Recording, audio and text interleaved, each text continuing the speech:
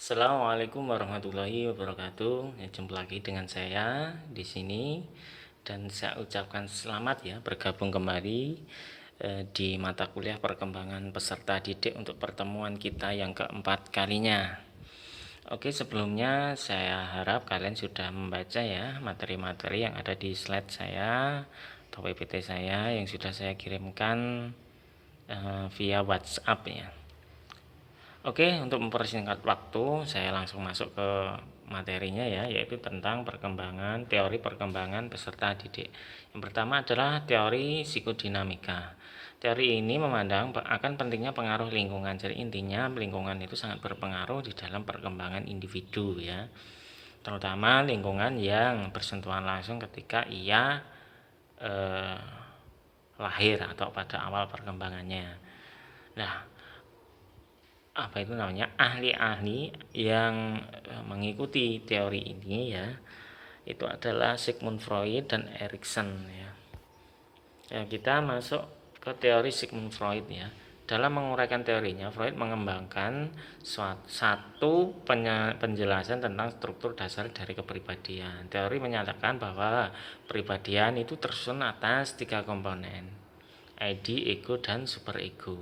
ID ada sejak lahir dan terdiri dari insting dan dorongan mendasar yang mencari kepuasan langsung tanpa menghiraukan konsekuensinya. Jika tidak dikendalikan, ID akan menempatkan individu dalam konflik ya, mendalam dengan orang lain ataupun massa masyarakat. Nah, jadi penting ya ini ID itu harus dikendalikan. Artinya dia itu eh, apa itu melakukan tanpa berpikir panjang ya itu ya ID. Terus yang unsur kedua adalah ego ya. Ego yang memulai berkembang secara selama 1 tahun pertama kehidupan ya. Ego terdiri dari proses mental, daya penalaran dan berpikir jernih atau sehat yang berusaha membantu ID menemukan ekspresi tanpa mengalami masalah. Jadi ini untuk mengendalikan ID tadi. Ego bekerja menurut prinsip realitas ya, karena tadi didasarkan pada penalaran dan pikiran sehat. Unsur ketiganya yaitu adalah superego. Nah, superego ini berkembang dari puncak kedewasaan, identifikasi dan model orang tua juga ya, serta dari masyarakat. Superego mewakili nilai-nilai sosial yang tergabung dalam struktur kepribadian dari individu. Ini menjadi kata hati yang berusaha mempengaruhi perilaku untuk menyesuaikan diri dengan harapan-harapan sosial. ID dan superego biasanya sering bertentangan ya, karena menyebabkan kesalahan, kegelisahan dan gangguan. Jadi demikian, itu adalah teori Sigmund Freud, terdiri dari 3 ya kepribadian seseorang itu, ID, ego dan superego. Dimana kalau super ID itu adalah dia bertindak tanpa berpikir panjang. Kalau ego itu adalah mental ya, nalar. Terus superego itu adalah nilai-nilai mewakili nilai-nilai sosial yang tergantung dalam struktur kepribadian dari individu ya. Jadi lebih cenderung kepada kata hati. Saya melakukan ini benar atau salah ya, seperti itu. Nah, adapun tahapan perkembangan psikoseksual pada awal masa kanak-kanak menurut Freud itu pertama oral, itu 18 bulan. Kedua adalah 1 dan 3 tahun, itu antara itu ya. Yang ketiga adalah masa palik, ialah tahap berlangsung antara 6 dan 3 tahun ya. Palik berasal dari kata lain palus ya, yang berarti alat kelamin laki-laki ya. Ini maksudnya masa dia itu sudah mengetahui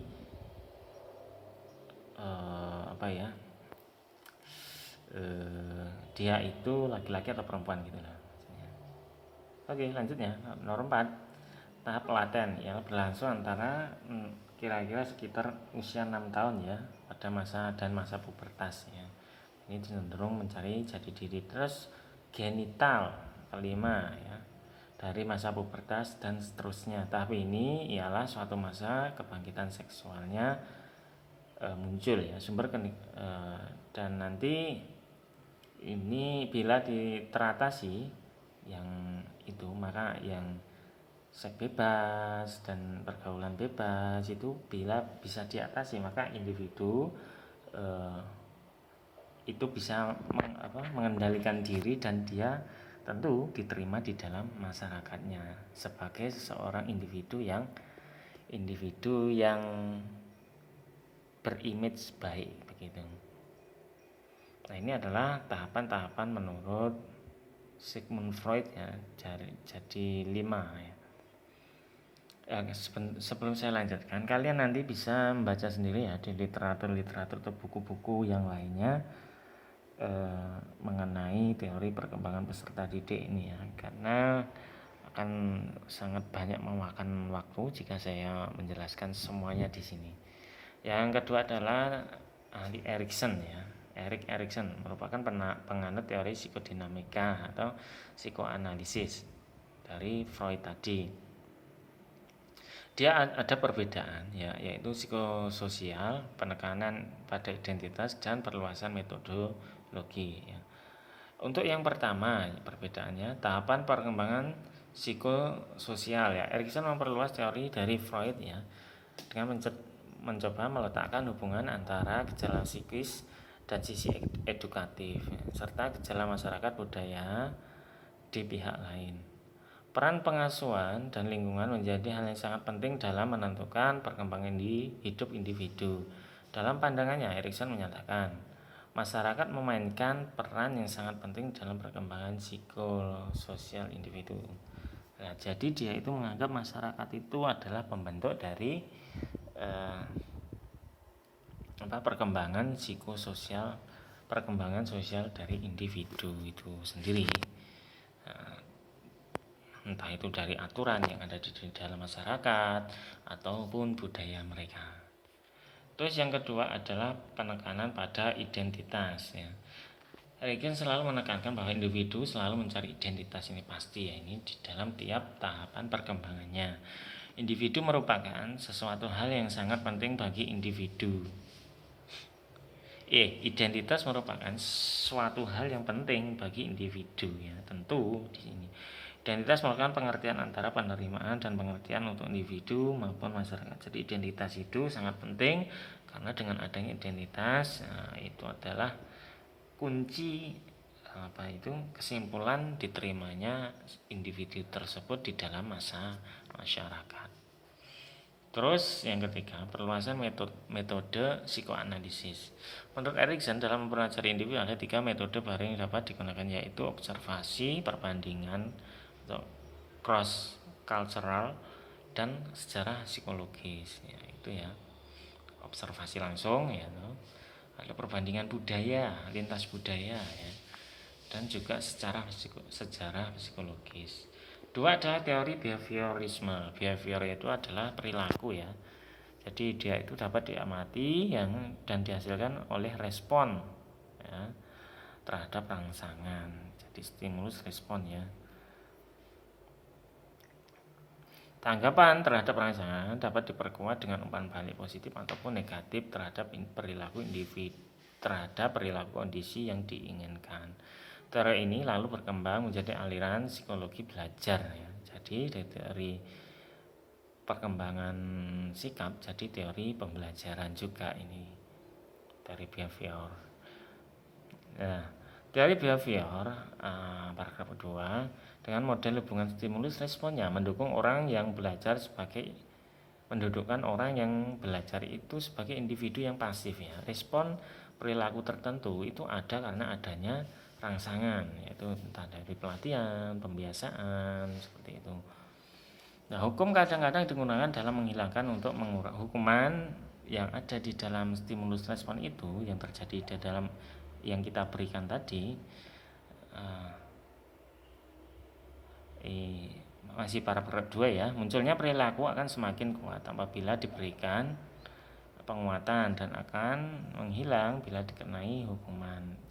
Hukuman kadang-kadang digunakan untuk menghilangkan atau mengurangi tindakan yang tidak benar. Jadi ini ketika ada seorang yang salah dalam respon, maka akan diberi punishment atau hukuman ya. Di mana hukuman ini untuk meminimalisasi kesalahan respon tadi. Terus teori humanistik ya. Ini menolak gagasan Freud tadi. Nah, dari insting dan determinasi lingkungan dari teori pembelajaran. Pendukung humanistik ini memilih pandangan yang sangat positif dan optimis tentang kodrat manusia, bahwa yang menentukan dirinya sendiri yaitu manusia itu sendiri. Jadi orang mampu membuat pilihan yang cerdas untuk bertanggung jawab atas perbuatannya dan menyadari potensi sepenuhnya sebagai orang yang mengaktualisasikan diri. Humanis memiliki pandangan holistik mengenai perkembangan manusia yang melihat setiap orang sebagai makhluk keseluruhan yang unik dan dengan nilai independen. Independen itu tidak terikat ya, tidak bergantung. Dalam pandangan holistik, seorang lebih dari sekadar kumpulan dorongan, insting, dan pengalaman. Kalau tadi ditentukan oleh yang Freud tadi, dorongan, insting, dan pengalaman ya, lingkungan. Kalau ini manusia itu yang menentukan dirinya sendiri. Nah, terus teori penganut humanistik ada teori Bahler ya. Adalah pemenuhan yang dapat mereka capai dengan pencapaian prestasi mereka diri sendiri ya. Kecenderungan dasar manusia adalah aktualisasi diri ya, atau realisasi diri, sehingga pengalaman puncak dari kehidupan muncul melalui kreativitas. Bahwa menekankan peran aktif manusia memainkan manusia mainkan melalui inisiatif mereka sendiri. Jadi mereka yang menentukan diri mereka sendiri. Ini ada beberapa, bisa dibaca nanti tabel fase kehidupan dari Bahler ya, 0 sampai 15 itu perkembangannya bagaimana. Oke, sekian apa yang dapat saya sampaikan. Kita lanjutkan di pertemuan yang akan datang. Sekian, assalamualaikum warahmatullahi wabarakatuh.